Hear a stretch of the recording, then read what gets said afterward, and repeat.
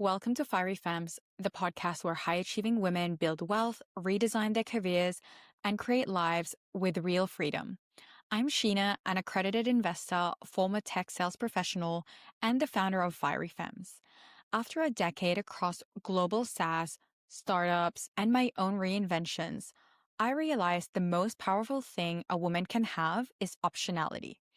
So, in every episode, we explore the future of work, the psychology of wealth, and the practical strategies that help women build careers and lives that evolve as fast as they do. We're here today with Nicole Butler. She is the new head of growth for Stripe, with her at LinkedIn for a long, long time ago, in my opinion.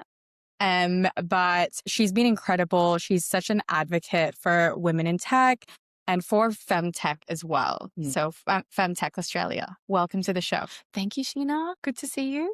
Good to see you. And I'm really excited about this because obviously Fiery Femmes is talking about primarily health, but I'm such a strong believer that health is wealth. And especially as women, our health is just very, very different. And so super excited to talk about this with you. Yeah. But before we dive into all of that, what is something that is not on your LinkedIn profile? Lately, I go through lots of different chapters of learning new things, like in my personal life. But lately, I have been an absolute AI geek, ChatGPT super user. Since it came out for the last year, I am absolutely obsessed with the power of it. I use it for every single thing in my life. One of my best tips for using ChatGPT is actually uploading every time you have a nice glass of wine that you really like. I have a separate little folder for wine. Upload a photo of it saying, this is delicious. And over the past year, it's really gotten to know my taste. So when I go to a restaurant now, I just need to take a photo of the wine list and it selects a wine for me that it knows I'm going to love. So yeah, it's been the best. That is an amazing. I didn't even know to use as my song. When you go to a restaurant and if you didn't have ChatGPT with you, or for example, Bistecca, they don't take phones. Yes. What is like your go-to wine selection that you know is not going to disappoint you? I would always go for like a Grenache, light red, fruity, Southern Rhone, like France is usually a safe bet. But to be honest, I don't discriminate with my wine. I drink everything. Yeah, fair enough. I was in Adelaide recently. Have you been? Oh my God, I love Adelaide. I love Barossa, McLaren Vale. Yeah, I love it. We went there to surprise one of my best friends and they have this really cool, like, I don't think it's a bar. It's like a massive wine bar. All you can order are basically wines. In the region? Yeah. Yeah. Oh, that's so clever. I'm pretty sure not just from the region, but also they have international wines as well. But it was just like such a good vibe. I need to get back there. It's on my list. Yeah, definitely. And, with that in mind, knowing what you know about tech, you've been in tech for a while as well. What are your, I guess, like hypotheses on what the next 5 to 10 years might look like? What a great question. I think that we're already starting to see how quickly tech is changing. And for anyone that's been in this industry for 20 years or more has already seen such a massive shift. And I think the biggest thing we're going to see is like a double down of human skills. I think we're going to start to notice how important it is, not just to keep up with the tech, because that's almost impossible, but it's about keeping up with, communication skills, understanding how the tech solves problems, how people are going to be using that technology. Like the human side of technology is probably more underrated than people realize. Yeah. So I think that's going to get more and more prominent over the next 5 and 10 years, which is good. It's a good thing. Those skills are never wasted. That is so interesting because the last guest that I've had, what she mentioned was empathy. That it's so much more important. Absolutely. Like I think in technology, being a tech expert isn't where the gaps are. It's actually eliminating all the tech jargon and being able to relate to people, because the only reason we're developing all this great technology is to make people's lives easier. So how do you then communicate and allow people to find this technology useful and not intimidating? It's a real skill. Yeah. And if they're robots and they present like robots and talk like robots, it's not going to work. No. Very interesting. Interesting to see what happens next I feel like, as to your point, it changes so quickly that I don't think the tech that I used in 2015, what was so impressive at the time is now it's just like, Yep, I can create that with one prompt. Yeah. And at the time it was revolutionary, Yep. but now it's like second nature. Yeah, definitely. No, that's really interesting to know. Now, when we talk about like health is wealth, and this is something that I really wanted to talk to you about because it's something that you're passionate about, you've had lived experience in. Tell me about that concept and how or when did it become more important to you when it comes to like health? Yeah. I think if you ask anybody, especially women, they've all gone through something health related in their life. Yeah. Maybe it's minor, maybe it's major, but women on average suffer from a lot more chronic illness than men. There's a variety of reasons for that. But really, for me, it kind of started about 3 or 4 years ago when, your body's not as resilient as it was in your 20s and you start to notice the creaks and the things that don't really serve you anymore. I was diagnosed with endometriosis stage 4. And not only was that devastating, but it was also a huge relief because it gave me such a validation for all the pain that I had been experiencing for the decade prior.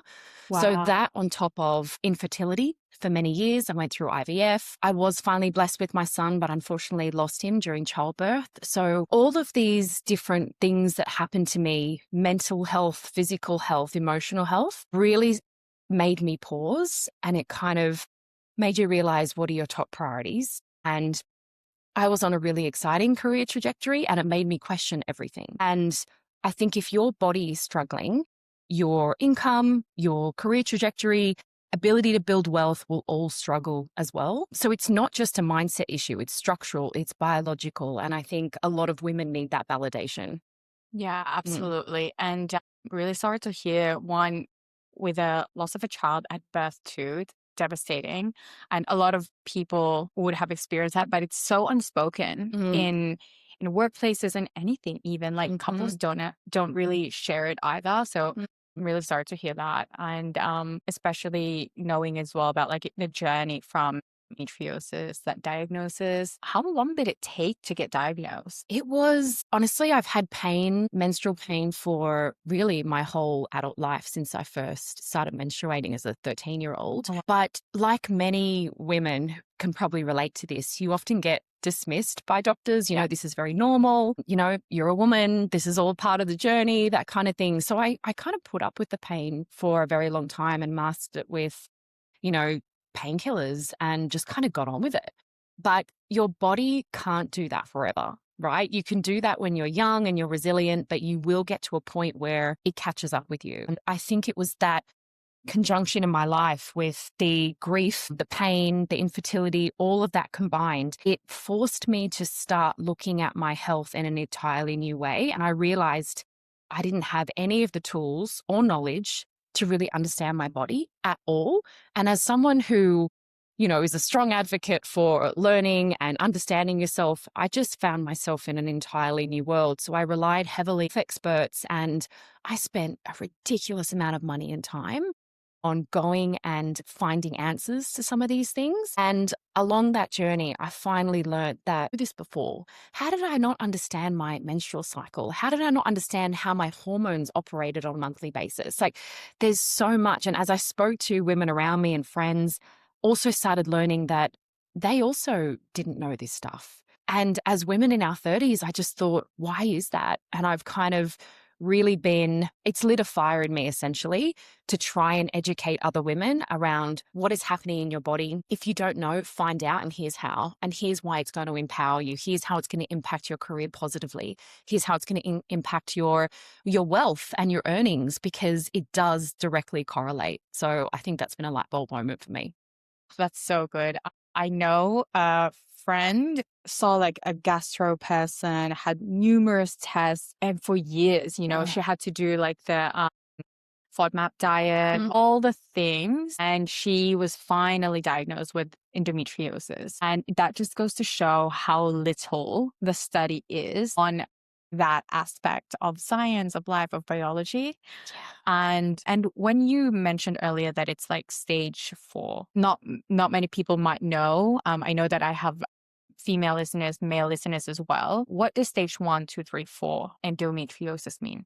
Yeah, it's really talking about the lining. So endometriosis is essentially when the endometrial lining that's in your uterus starts to grow outside of the uterus on different organs. And because it reacts to your hormones at a certain time of the month and that lining sheds, it causes pain across many organs in your abdominal cavity. So really stage 1 to 4 is really the severity of where that lining is growing and how far spread around the body it is. So for me personally, stage 4, I had it on my kidneys, on my liver, intestines. So it was really growing in many different places. And just because it's growing in many different places doesn't necessarily mean that the pain is more than someone who has a stage 1 diagnosis. Pain thresholds are different for everybody, but it's really just how much lining is growing in different parts. Thank you for explaining. And it's insane how much time, money, cost, financial, pain cost, opportunity cost that comes along with that. And maybe because it's so invisible as well. How many people didn't know that that's happening to like their friend, their partner, their colleague, and misinterpreted or misread the room on what's going on? Yeah. And I think a lot of women don't realize that this directly impacts your lifetime earnings. Yeah. Because women are already at a slight disadvantage. You know, we've got the gender pay gap in Australia, which is really sitting at around 20% at the moment. So that means women earn around $28,000 less on average than men per year. So if you think about that over like a 40-year career, that is hundreds of thousands of dollars of lost income. And that's before you factor in any health-related conditions. So women often retire with around 30% less superannuation on average than men, which is like a $60K gap at retirement. Wait, is that including the mat leave or like just the times that women are not working? It does, includes all of it. But I think what really surprised me was that health research shows that women on average experience chronic conditions 40% more than men. The gap isn't necessarily because women are weaker. It's structural, it's biological. You know, the female immune system is more reactive. That's how we were built for survival, right? Hormone cycling affects our mood, affects pain perception, it affects metabolism. People don't realize that hormones affect, for women, their entire body, their memory, their brain function. And I think when you're younger, you kind of put hormones into a bucket of reproductive, the reproductive system. And as you get older, you realize that no, it actually controls many, many parts of the body. So yeah, I've spoken to so many women who've been on this like upward career path.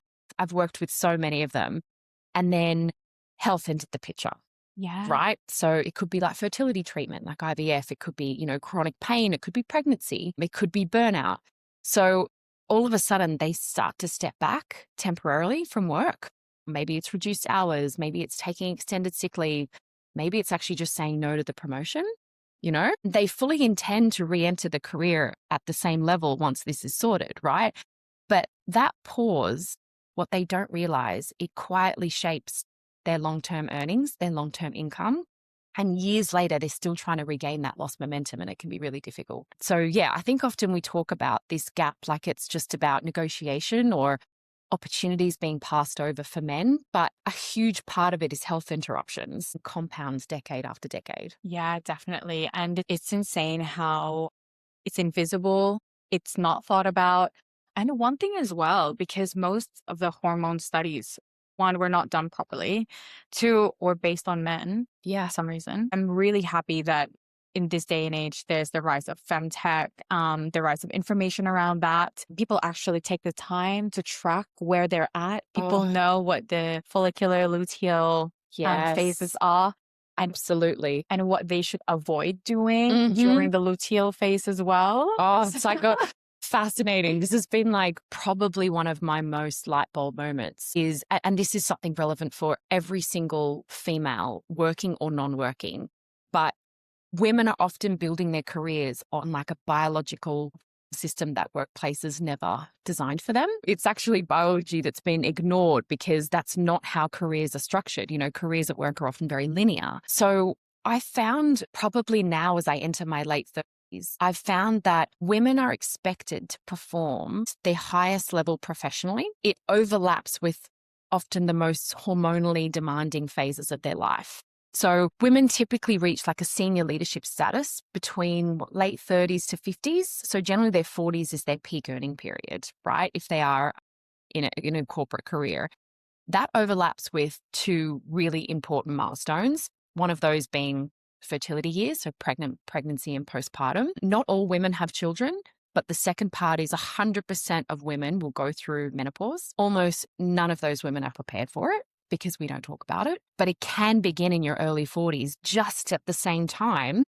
And I call this the hormone career collision because that's exactly what it feels like for women. And I know so many women who have taken a step back, not taken that promotion because they feel like they're losing their mind, when really in reality, it's just perimenopause that's coming on and they're not necessarily getting the right support. So I think what's really sad, the health research that just came out last year shows that 1 in 10 women leave the workforce due to menopause symptoms. 1 in 4 consider leaving due to those symptoms. And the lost productivity is almost $8 billion in Australia alone in that particular age bracket. So I was talking to a friend about this recently who's going through perimenopause for the first time. She is in her mid-40s. She has a very big role. She described brain fog during presentations. She described insomnia before offsites and strategy days where she needs to be on. She talked about joint pain during like the commutes into work, the sudden anxiety about things that she never used to be anxious about. So all these things are actually hormonal transitions. But until she was told that, she just thought she was losing her skill, losing her ability. So she started to kind of step back from that, pushing for the next level, pushing for that next promotion. And I also know another woman who stepped down at 49 completely from the workforce because of these symptoms. Yeah, wow. And it just makes me wonder, like, how many brilliant women have left before their peak leadership years because they couldn't, it's not because they couldn't lead, but because they weren't supported hormonally. Yes, and they didn't know.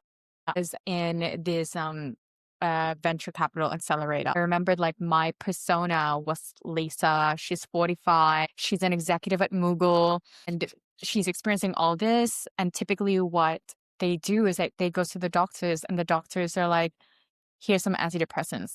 And then years and years and years that happens, more symptoms happen. And there's just like this big explosion of things that's not understood, not explained, and no support. And I know that we know of perimenopause, but I wonder how many people don't. Oh, so many. And I think that we weren't taught about this for many reasons, but there is a few things that we can do, right? And I think a friend of ours, Michelle, who's just started the House of Flow, she's an absolute inspiration, but she was talking to me recently about how she started cycle syncing. So this blew my mind. So for anyone who is unaware of what that means, it's essentially tracking your menstrual cycle to understand what days of the month coincide with different menstrual phases for you, because it can differ for different people. So she started tracking her cycle throughout the month and she started to align to the specific weeks to optimize her strengths at that time, right? So for example, during ovulation time, roughly day 13 to 15 for most people, women's estrogen peaks, right? For the highest. And that's shown to enhance verbal skills, confidence, assertiveness, social intelligence. And so at that time, that's when she schedules all her big presentations, her salary negotiations, her pitches, any moment that requires that confidence and visibility. And then during her luteal phase, that's when the progesterone hormone peaks. And that drives a lot of calm, a lot of focus, a lot of stability. And that's a great time to kind of review things, set goals, declutter, prepare reports. And that's just optimizing how your brain is going to do its best work. This has fundamentally changed her life. I'm totally inspired. I'm totally doing that this year and I'm going to start tracking. And I think the world of Femtech, so female health technology, or technology for female health, I should say, is completely changing the game with this, because now we can actually track our cycles without having to manually log everything all the time. Like I recently got an Oura Ring last year. And there are so many wearables out there. You've got your Apple Watches, you've got your Whoops, whatever it is that you want to use. These are tracking your temperature, your heart rate, potentially your mood, and different things that are happening in your body without you even thinking about it. It allows you to start looking at what are your natural patterns, and you can really get to know yourself And I fully recognize that not everyone can just align all their presentations to like a specific day of the month. I totally get that. But it's just about being aware, right? Okay, these are the days I'm probably going to be feeling a lot more inward. These are the days I'm going to be feeling more outward. Like, what can I do? What's in my control? Even if it's just in your personal life, schedule the date night around ovulation, schedule the movie night at your luteal phase, socialize more at this time, bed, popcorn, ice cream this time. So it's just getting to know yourself, and I think the reason this is so important is because if you do this well enough during your 20s and 30s, when perimenopause approaches, you're not going to be sidelined. You're going to understand that your patterns are changing and that hormonally, this is what's driving a lot of the change in your mood, in maybe how you see things, and you can get the help that you need without feeling like you're going mad. Yeah, absolutely. And it's crazy. Not everyone knows this at all. I track mine. And like today, I was like, oh my God, like I've entered luteal phase, and I'm just like, 5 events to do this today. podcast. And I was like, I have 5 events today. And then I'm like, okay, so let's have a look at the next few days, next few weeks, and make sure that like we don't do much. Yeah. And I have a founder friend. She's founding a retail tech platform to avoid waste. But basically, she hasn't heard about this cycle syncing thing. And I told her, I think we were talking about workouts. And I'm like, oh, I'm not going to do like heavy lifting today or like too much HIIT because it's like this phase of my cycle. And she's like, what do you mean? And I was just like, well, typically when you're like menstrual cycle, menstrual days, just take a rest, chill out, maybe have a light walk. Like scientifically, your body is telling you to shut down, rest, stay at home. And the concept of that was new to her. You know what? This is why it's so important to be talking about this stuff because there's a lot of penalties to silence. I think we've realized over the decades, women, we don't talk enough about hormones. We suffer those consequences often in silence because it's kind of been, I don't know, like taboo. Why do I have to hide? I mean, I probably still do hide the tampons. And like, I remembered in the LinkedIn pods, because we had like boys and girls in the team. We would like hide like the tampons inside of our sleeves and like go to the bathroom. Yes. It's just like, so, fair enough. Yes. But yeah. And I think this is what's happening for women in this perimenopause phase because women are struggling.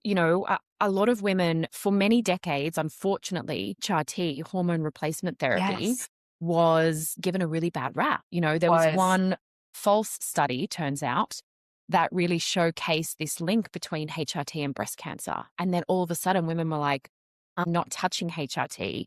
And what that meant was they were suffering for years and years and years through a huge drop in estrogen and all the issues that come with that.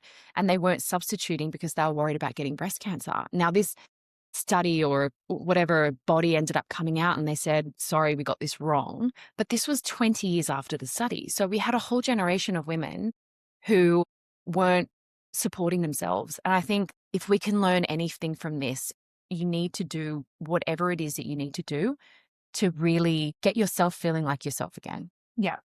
And I think for a lot of women, we need to be talking about these issues because you name it, if you are in your late 40s and you mention anything to another woman about a hot flush or even just one of the, any other menopausal symptom, guaranteed you'll be able to relate to them very quickly. You go, oh yeah, I know exactly what you're talking about, but we just don't talk about it enough. Yeah, exactly. So the good thing is whoever's going to listen to this in the next few days, weeks, years, they'll know what's up. They know that's like, okay, all right, gotta think about interesting tidbit or interesting nugget that I've found out about this. And I want to like Google more about whether this is true or not. Apparently Asian women don't suffer as bad menopausal symptoms or perimenopausal symptoms. Interesting. And I think I have a few hypotheses or guesses as to why. One is high consumption of soy in certain cuisines, and soy related to estrogen. Yes. And the second one is, have you heard of the Asian squat? Most people, like most Asians, can just kind of like just sit on the floor, like no problem. Flexible, mobile. Yes. Mobile, very flexible. Yes. Just like, and I got into this Googling as well as to apparently a lot Asian people don't have as like hip problems. And I think it's because of that. So two Wow. tidbits on perimenopausal and menopause in general. So. Yeah, that's interesting. Yeah, I think a lot of I lived in Hong Kong for a few years. And Yes, you did. I absolutely love Chinese culture. I love so much about it. And I think what's really interesting is well into older age, a lot of Chinese elderly people are always moving. Yeah. You know, and I think that that's such a testament to their general longevity. They tend to live longer lives. They eat whole food, fresh whole food. They're, a lot more mobile doing their Tai Chi in the parks. I love it.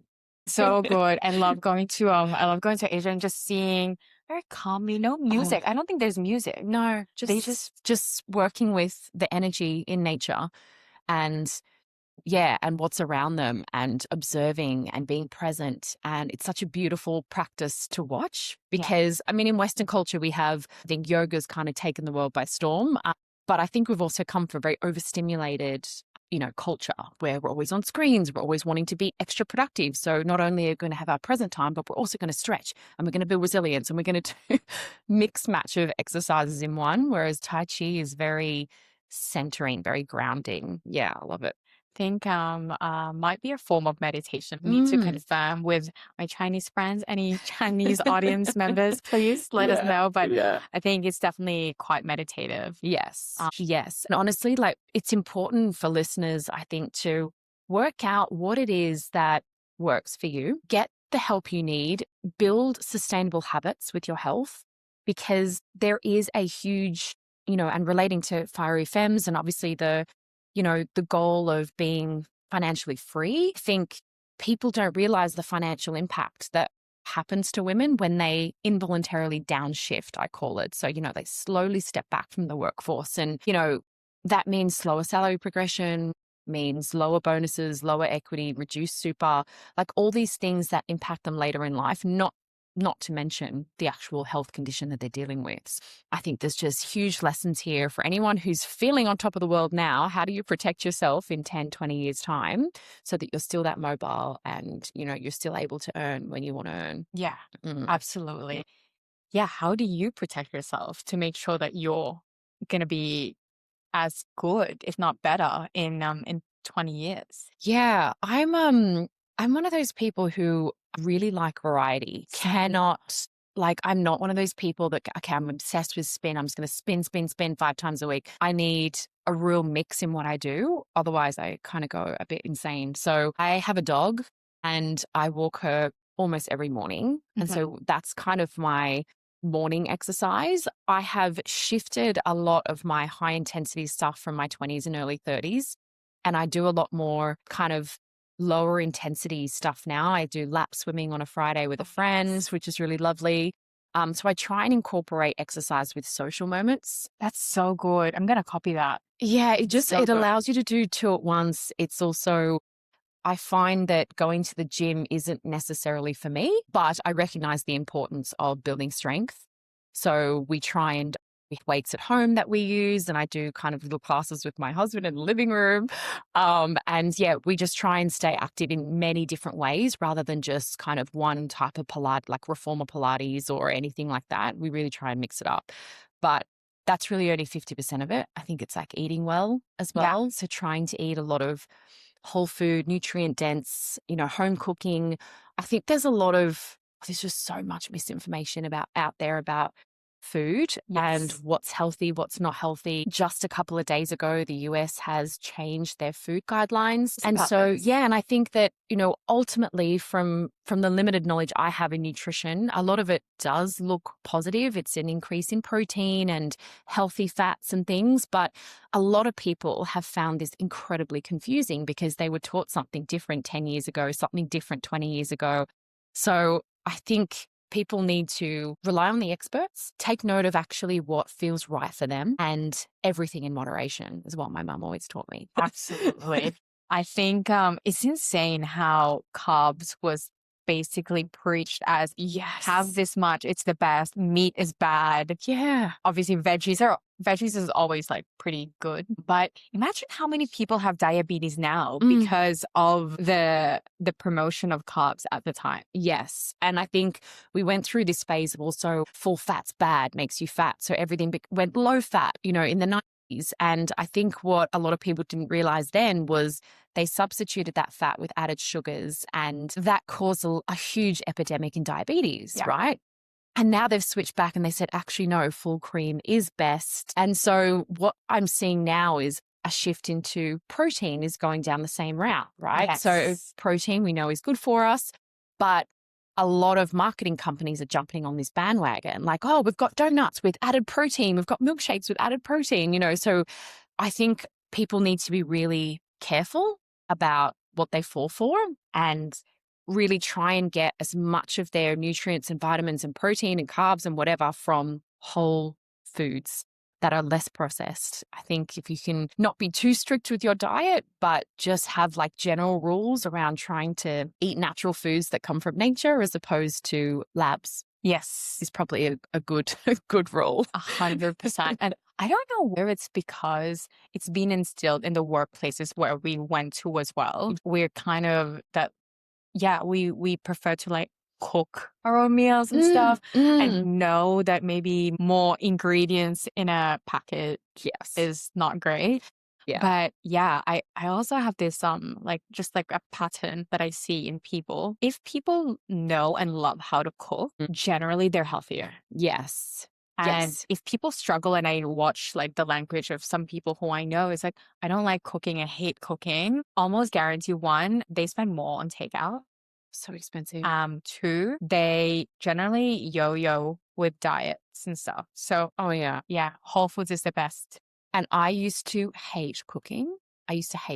And I've forced myself to enjoy it now. Like, how did you force yourself to enjoy cooking? It took a couple of years, but I started to just put the extra effort in, allocate more time to cook delicious food. I think the mistake I was making was, because I hated cooking, I would try and cook the most simplest thing in the quickest time possible to get the whole activity out of the way. And I never enjoyed what I was eating. It was bland or it just didn't excite me. And so I knew that I wanted to try and cook more sustainably for my life. I think the home cooking I knew was better. So I'm still a very slow cook. It takes me like a really long time to prepare dinner, which isn't ideal. I'm hoping I get quicker. But now I make sure that I get good ingredients and I take the extra time and make it extra tasty and go to the extra effort of like putting some extra, spices and stuff in. And now I really enjoy it if I've got the time. Yeah, it definitely takes a lot of time. Like,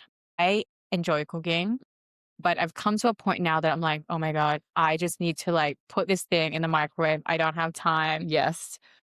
Yeah. So now we try as much as we can to like do the bulk cooking. Yes. And this is cyclical as well for me, like around my menstrual cycle. Like I crave different things. I am more interested in cooking versus other times of my cycle. So it's understanding your flow and actually working out where you've got the patience to cook as well. Oh my God. I'm going to have a look at my Uber Eats history just to see like, when am I ordering? Uber Eats is so expensive now. Yeah, it is. Compared to when it first came out. Like I ordered Thai the other night. It was almost $100 for the two of us. Like, don't know how, because we go to that same restaurant, order very similar food, and it's only like $55. So a lot of the fees and everything and service fees that get added to the Uber Eats really jumps up the price. Yeah, definitely. I think they definitely have to, just for the cost and all that. Yes. We tried to pick up from our favorite pizza place, but every now and then, sometimes you just can't be. Yeah. Yeah, it's worth every cent actually some nights. Exactly. I think one time my husband was just like, let me just order Zeus. And I'm like, oh my God, yes. Because I'm like, we don't have time to go. Oh, how good Zeus. Yeah. Well, I'm just going back to like the times.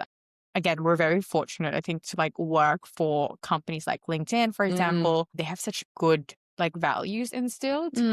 And good values, good culture that they really manufacture as well. How do you think that working for LinkedIn has like helped you health wise, financial wise, and also like career? I was blown away when I first joined LinkedIn with all of the additional stuff they provided. And I remember saying to my boss, like, for example, having a gym on site. I love that. I was so fit. I couldn't believe that they would spend all that money, including having a trainer there full time, when it didn't necessarily relate to like the sales job I was doing.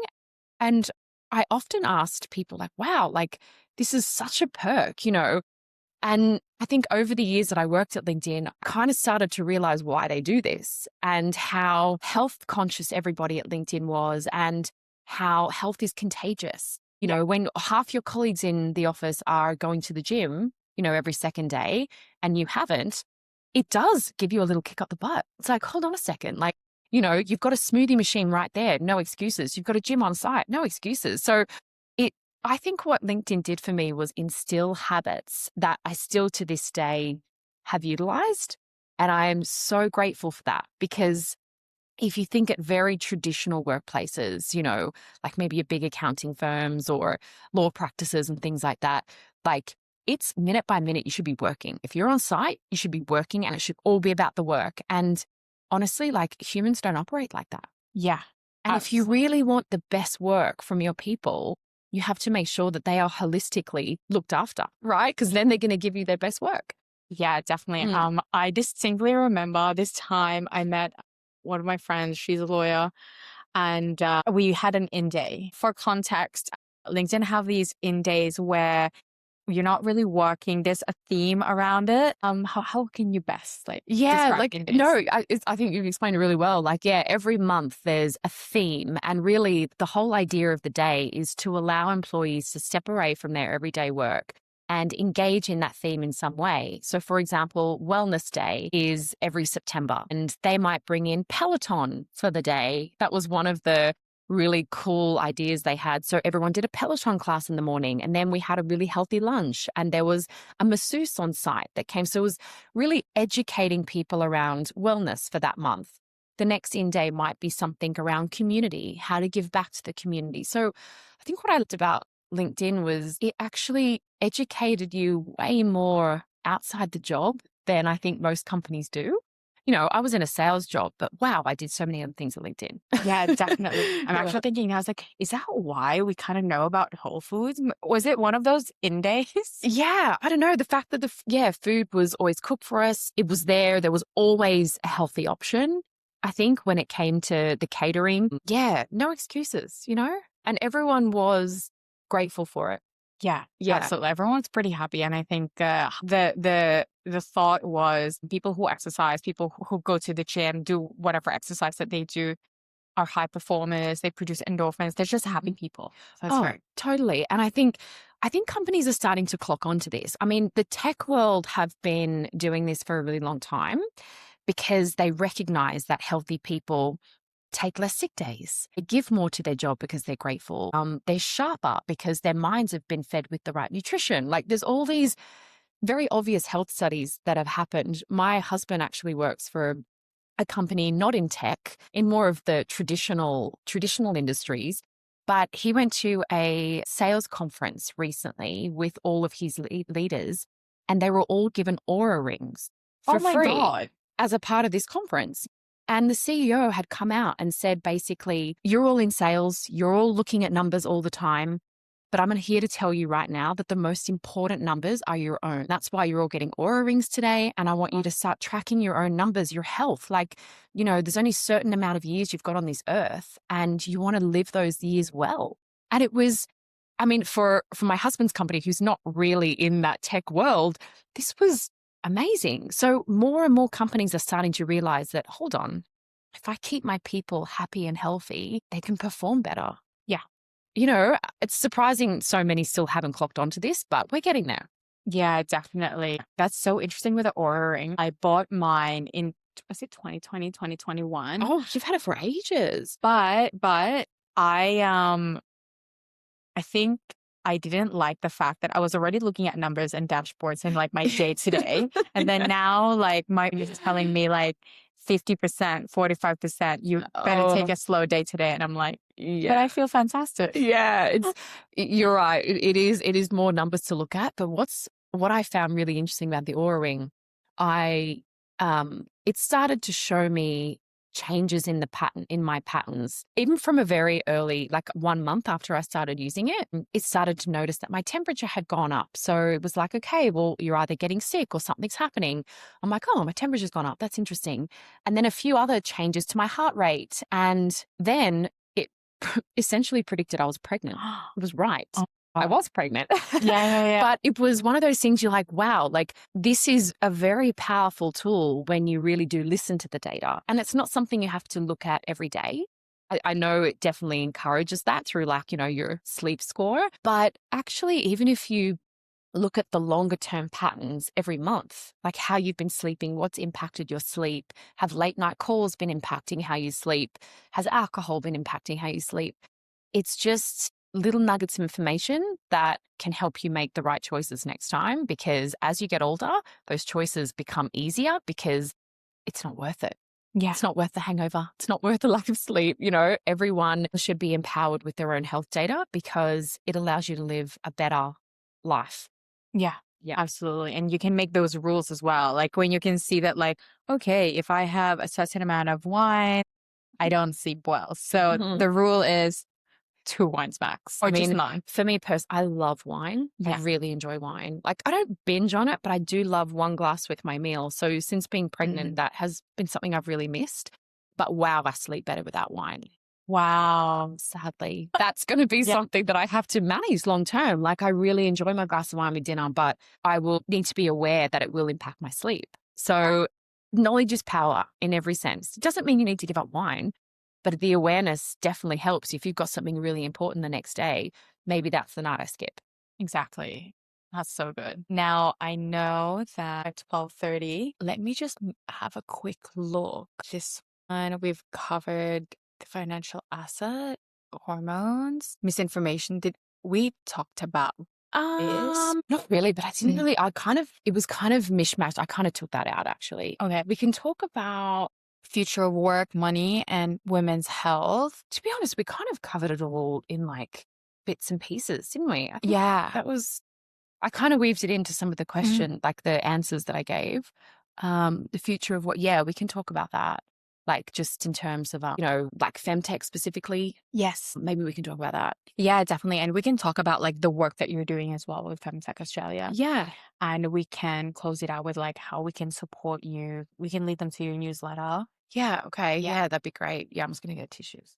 No worries. Hey, I hate my hair today. Why? It looks good. It's really flat. I need to get it colored again at my roots. I haven't done my hair. Oh, well, I hope I It can looks get nice it. 'cause it looks like balayage vibes. Yeah. The last time I got it done was like June. Wow. So I'm just That's good. like, Well, now you're at the good phase where the hardest part is when, like, if you leave it long enough, it works out great. But it's the in between. It's like, oh, I need to get it done. And it's like, okay, I'm past that phase now. yeah, So you're past. turn out. Yeah. That's good.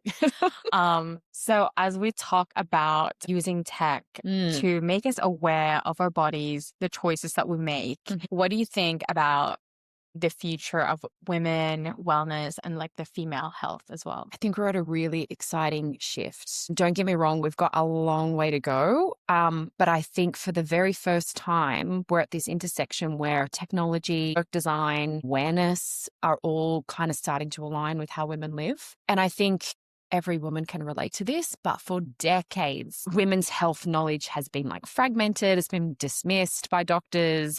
It's been inaccessible. People haven't really understood the female body. That's very much changing. And I think that's hugely in part to this massive rise in Femtech. And Femtech is essentially a very new industry. And I hadn't even heard about it until a couple of years ago. It was only coined in 2021 as a term. And it's essentially relating to technology for women's health, right? Femtech for short. And it's probably one of the fastest growing areas in global health. Wow, didn't know that. It's projected to exceed $100 billion by 2030. And women's health research is, I think a lot of people can relate to this as well, has been underfunded. But medical studies over the past few decades have very much focused on male biology because women's bodies have been too unpredictable with hormones, too difficult to study. So they've been completely left out of studies. And what that's meant is so many of the things that we've been recommended for health have actually not been thought of with women's biology in mind. Not just health, even things like seatbelts were designed for the male biology. They're only just starting to realize now that actually for women, the seatbelts are not designed, particularly for pregnant women, are not designed with them in mind. And so, yeah, there's a whole range of things that people are now starting to consider. So I think what Femtech has allowed is this rise in digital tools that has allowed women to kind of take health into their own hands, right? It's allowed women to track their cycle, track their symptoms, track their hormone patterns, and not just like on a daily basis, but a monthly basis, because women's hormones are on a 28-day cycle. Men's hormones operate on a 24-hour cycle. How lucky. And so that's why men find it a lot easier to build consistent daily habits, because their hormones are literally designed in a 24-hour cycle that it's much easier for them to be able to do the same thing every morning. For a woman, we're trying to live in a man's world. Yeah. We operate on a 28-day cycle. So there might be a week where we're performing at the same level, we're able to continue the same habits, but then hormones shift and that becomes a lot harder. Now, women often push through this. They still get up and go to the gym every day, regardless of how they feel, But I think what technology has allowed is it's starting to bring to the forefront data to support how they're feeling, bring this to doctors so that they're not so dismissed. I think there's a really interesting Australian startup called Ovum AI. Yes. They're amazing. Amazing. So the founder, Dr. Ariella Huffington Marks, she was a GP, and her story is really interesting. There's lots of podcasts where she shares her story, but essentially health complications for her really made her question, whether she was able to kind of continue being a doctor at such a young age. And she founded Ovum AI because she started to see how prominent it was that women were being dismissed from the medical system. And what they really needed was data to support what they were saying. So I think when women move from kind of guessing about what's happening to them to something more concrete using data, their decision-making completely shifts. And I think they feel more confident going in. So that changes how they plan their careers, how they plan their social activities, how they plan anything else in their life. So I think it's just a really positive change coming, and women should be really excited about what that means for them. Yeah. And to highlight that, because I know that they're growing really well. I'm super excited to see what happens down the track. And I know, Nicole, that you have been working with Femtech Australia. Tell us more about Femtech Australia. Yeah, so this started in 2025, and it really came from personal research that I was doing with my own health journey. Like I mentioned before, endometriosis, grief, infertility. I was kind of struggling with all of these things. And I started to see people like physiotherapists, female chiropractors, midwives, all these professionals that had all of this amazing knowledge that I feel like every woman needs to have. And I was just so shocked, and I felt really naive that I didn't know it myself. And so I realized that I think what women really need is a place that they can just understand the 101. And I couldn't find any information about the rise of technology. What I realized during this health journey was the fact that all these people had this knowledge over here. There was all this technology that was being developed over there, but there was no bridge. There was nothing for the average everyday woman to understand what was going on in their bodies and what was available to help them, because there's been huge advancements in this space. For example, in perimenopause, most women I speak to who are going through it have no idea what to do to help themselves. Yet there is all these options out there, but they just don't know about it. There's just a big gap. There's a gap, right? Yeah. So I just wanted to plug that gap. I thought I love reading about this stuff. I listen to podcasts. I read newsletters. There are some amazing women who are doing some really incredible things. And the average person does not read the amount of stuff that I read on this. So I thought, what can I do to leverage all this knowledge that I've learned from all these other women and share it with someone who's going through all the things that women go through every day, but just remove the jargon? Yeah. Because I think that's the biggest issue. When you read medical journals and all this stuff, it's like honestly, it's a bit suffocating and very difficult to understand. Yeah. I started Femtech Australia with the goal to help bridge that gap, educate women around what's out there that can support them on their journey as a mother, as a woman who's going through menopause, as a woman who's suffering from chronic conditions. There is stuff happening in the world that they should get excited about. And I think they just don't know about it. So I'm here to deliver the message. Amazing. I love it. And would you say, is there an age sort of targeted age group that you would want to reach, you would want Femtech Australia to reach? Yeah, I would say anyone from teenage years right through to working women post-menopause. I think what surprised me most since I've started the newsletter, which is essentially just on linkedin.com, it's connected to my profile, Nicole Butler. I've been really shocked at the amount of men that have been reading this. Yes. And that probably surprised me the most because my mission was essentially to educate women. But actually, my light bulb moment came when I was getting direct messages from men thanking me for educating them about menopause. And I thought, my God, of course, if women don't know about menopause, how on earth are their husbands, their bosses, their sons, their brothers going to know about what's happening in their bodies? So I started to realize this is actually a really good resource for men as well. So anyone who's working, I do have a focus on how to manage this at work and what you can do with your employers to make life easier. But yeah, it is for both men and women from teens and up. Yeah, amazing. And such incredible work. I think definitely we need to overhaul the biology, human bio courses because I just feel like, one, it's outdated. There's more research now about men and women's bodies. There's better updated research. Second thing that I was thinking this year to do is actually to link and tell my partner about where I'm at in my cycle. Yes. Just so that he knows.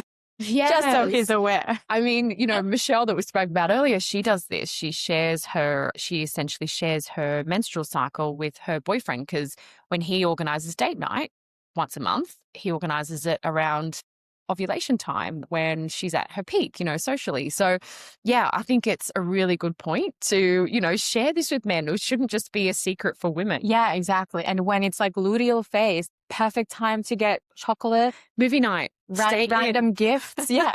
Movie night. Please do not say yes to some barbecues that you didn't consult me about. Exactly. So one of the newsletter editions I did was essentially on the menstrual cycle, and it talks about how to start considering cycle syncing. That's probably where I got the most messages from men. Oh, amazing. And it probably validated a lot for women as well who were thinking like, I feel so unpredictable. A lot of women say that. Like some days I feel great and then other days I just feel so flat and there's nothing in particular that's happened in my life that's caused this. But actually what women need to understand is that is exactly how you were designed, in this cycle. And so lean into it, embrace it, use it as a superpower instead of feeling tied down by it. Because once you understand it, you can use it to your advantage. 100%. Yeah.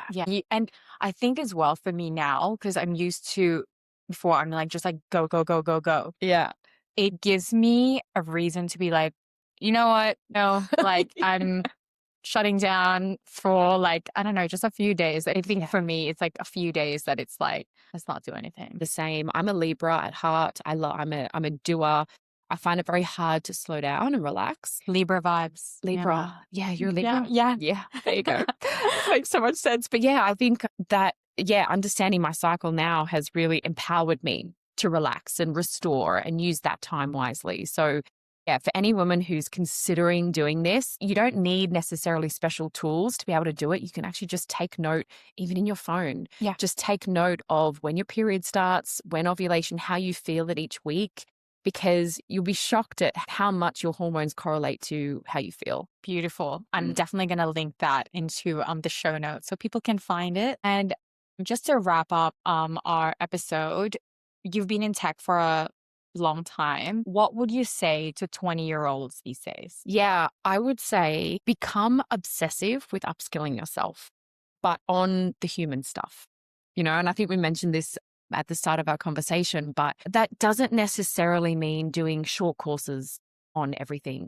There's learning can come in many shapes and forms, but my biggest advice would be to spend the time to actually truly get to know yourself. What areas do you want to get better at? Identify the best way you learn and schedule time for it in whatever way. So maybe that's networking, maybe it's reading, maybe it's podcasts, but be conscious that tech will change all the time, but these human skills are for life. They're the ones that you should really be investing in. So anyone that is working in tech, be wary of that. You always feel like you're behind. There's always new tech to learn. That's okay. Everyone's in the same boat. Focus on human skills, public speaking, networking, building relationships. Like they are going to serve you for the rest of your life. Amen. Yes, 100%. At the end of the day, humans are going to be humans for the end of time. So Yeah. And look at AI. I mean, it's already like the conversation everywhere you turn is about how AI is disrupting jobs. Is AI going to take my job? Is it going to replace me? These conversations have been going on for a very long time. They're very much ramped up now with all of these new tools coming out, but safeguard yourself and focus on the things that AI can't replace. yeah, takeaway that I got from the guest yesterday was ChatGPT is really good at empathy. So it's Yes. like, yes, Nicole, you go, girl. Like, yeah, I can validate that emotion. So that's why people feel okay to share the most intimate whatever to ChatGPTs because Yeah. of that empathy. So Exactly. it's crazy. Yeah. And it's a really important skill. Like think about how it makes you feel. I think it's really underrated in every job. It doesn't matter if you're, customer facing or not. This is going to impact your personal life, your career, your relationships with your family, your friends. So yeah, it's worth it. Invest. Amazing. Well, thank you so much for being on the pod. I'm so happy that you were here. Thank you for having me. That was really, I really loved chatting today and I absolutely love this podcast. So yeah, keep it up. Thank you for listening to another episode of Fiery Femmes. If this resonated, share it with a woman in your life because we rise higher when we rise together. Don't forget to follow and review. It helps more women access the tools and conversations that build wealth and confidence. For more career and financial empowerment, come hang out on Instagram and YouTube at Fiery Femmes. I'll see you in the next episode.